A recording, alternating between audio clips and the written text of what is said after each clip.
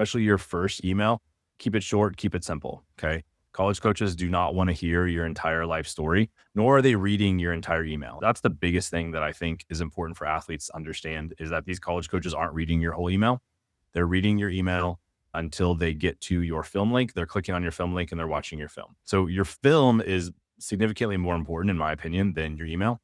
Yes, you should send emails for sure, but I think your film link is going to end up being more important in the long run when it comes to your recruiting, because that's what college coaches are clicking on. They've got to evaluate you based on your film, and so they are definitely clicking that. Again, in general, 2 sentences about you, 2 sentences about why you're interested in the school, film link, email signature with all of your profiles to Huddle, Sports Recruits, Productive Recruit, whatever you're using, and then click send. I'm a fan of clicking send and then sending another email later on if you don't like how the first one ended up. Okay. So that's when it comes to writing your emails, 2 sentences about you, 2 sentences about why you're interested, film, email signature. That's typically what I encourage athletes to do when it comes to email.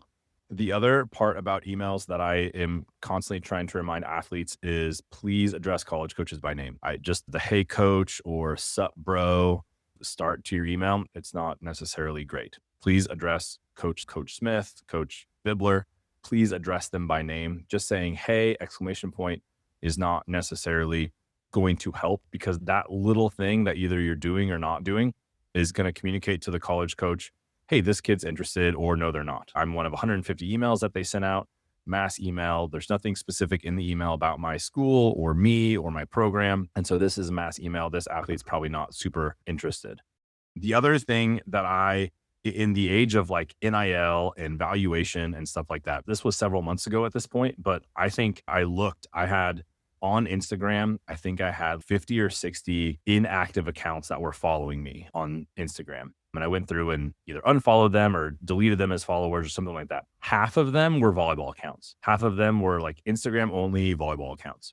And so I don't necessarily think that recruiting via social media is the best way to do it. I think email, putting yourself directly in front of college coaches is the best way to do it. And so if you are using social media as a tool to try to get in front of college coaches, I just don't think it's going to generate the traffic. And I don't even care about traffic. It's not going to generate what you think it's going to generate for you. I think direct contact to college coaches is the best way. On the NIL valuation side, like in today's world, as an athlete, you should be using social media to increase your brand, to increase your following, right? And not everyone's tilted that direction as far as social media. I know I'm not. I don't post selfies. You guys, if you follow me on Instagram, I don't post selfies. It's not my thing. I don't tell you what I'm doing on a daily basis. Other people are really good at that. It's not me. For athletes, you need to be really good at that. If you have a volleyball Instagram only account with 4 posts on it, 4 highlights, like that's not doing anything for you. It just isn't. Probably those clips aren't long enough for college coaches to evaluate you, and you're just not generating any sort of traffic because you just have to post constantly. So what I have been saying for the last 7 years, do not have a volleyball Instagram only account. If you already have one, that's fine. But just put your volleyball stuff on your personal account. And even if you want to make it private, you can do that. College coaches can request access to you. They may or may not do that. That's up to them. But I would just put your volleyball stuff on your personal thing, because what college coaches are typically doing via social media for athletes, yeah, maybe they'll look at highlights and stuff like that. But if I'm on your Instagram page as a college coach, I probably already like you volleyball. Okay. That's why I'm there. Because I'm on Instagram. I already like your film. Okay, this kid can help me win. We're answering that question.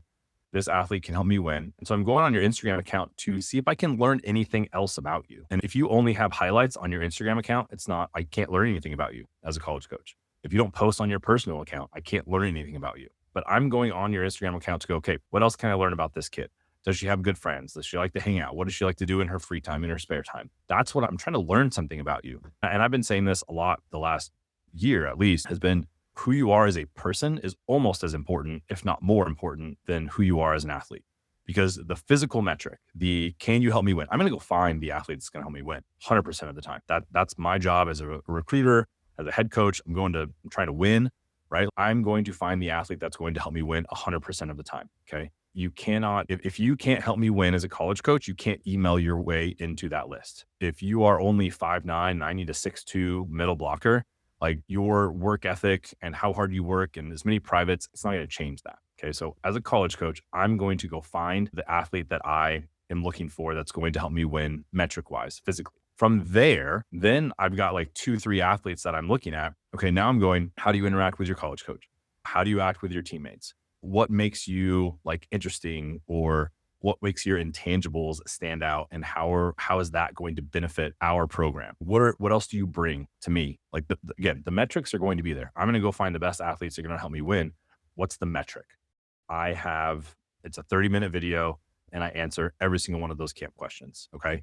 I talk about the money grab stuff. I talk about the signing up for camps too early. I talk about all of those things. Any question that I get every single year is in that 30-minute video. That right now is only in our online programs in our app. Is it okay to be a serve and ask for an invite to an invite only camp? That's a good question. I don't necessarily buy into the invite only stuff. There's a little bit of that happens with some programs in some schools. Mostly, there's several Power Five schools that do that, mostly in the SEC, from my experience, where they're sending out invites to specific athletes, where camp registration doesn't open until this day. They're doing some sideways stuff to make sure that the kids that they really want at that camp are going there, but they don't happen a lot. And I think, like, when it comes to camp, this is something I talk about in that video. But when it comes to camp, if you come to my camp, if I'm a college coach and you come to my camp, I'm like, sweet, she's interested. Because as a college coach, you chose to come to my camp. You can go to 8 other schools' camps, but you chose to come to mine. And so now I know and I assume that you're interested in us because you came to our camp. Even if you ask for an invite only, I don't know if there's a bunch of programs that really do that. And just club versus college, right? Like, college recruiting is not club recruiting. It's not.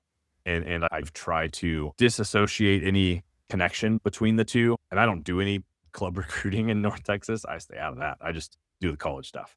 So the invite only thing is not something that happens a ton. There are specific camps that college coaches would like you to come to. They are asking their preferred athletes that they're actually recruiting to come to specific camps. But really, you need to go to camps where you're getting recruited, where you have an opportunity to play, where those college coaches are pursuing you. Getting one camp invite in the mail from Oklahoma doesn't necessarily mean they're recruiting you.